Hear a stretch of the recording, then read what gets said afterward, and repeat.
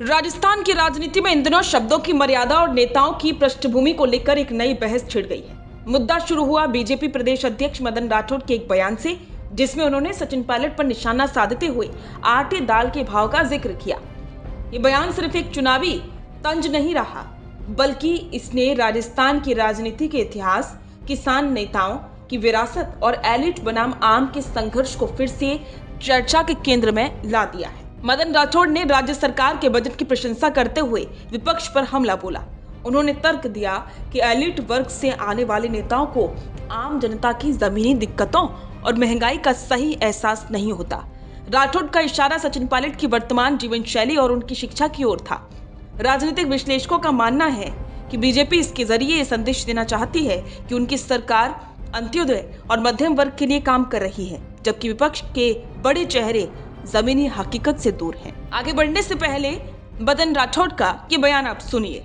उचित दुकान फीका पुकार बताया और उन्होंने कहा राजस्थान के लिए सौतेला व्यवहार किया गया है बजट में। तो आप किस तरह गहलोत साहब यदि हमारे बजट की प्रशंसा करेंगे, उनकी दुकान खाली हो जाएगी, है ना, इसलिए वो तो विरोध करेंगे। पायलट साहब ने महंगाई बढ़ रही है, उन्होंने कहा है। पायलट साहब को कब कोई खरीदने को मिला है क्या? पायलट साहब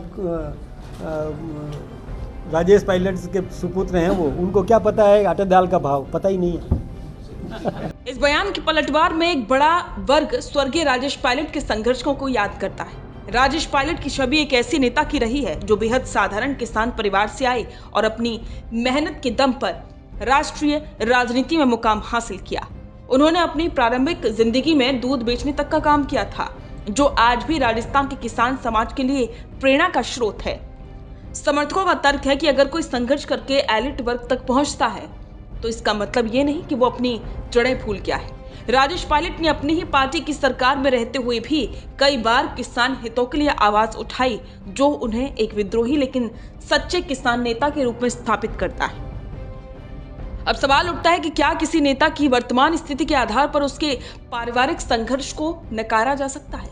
मदन राठौड़ के समर्थकों का कहना है कि आज की पीढ़ी के नेताओं का रहन सहन बदल चुका है और इसीलिए उन्हें महंगाई का वो दर्द महसूस नहीं होता जो एक आम आदमी को होता है।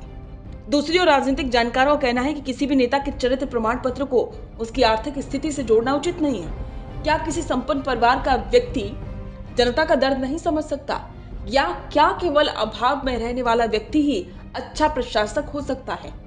ये एक ऐसी बहस है जिसका कोई एक सीधा जवाब नहीं है। इस पूरे विवाद में एक और पहलू है कि क्या व्यक्तिगत टिप्पणियां बजट जैसे महत्वपूर्ण मुद्दों से ध्यान भटकाने का काम करती हैं?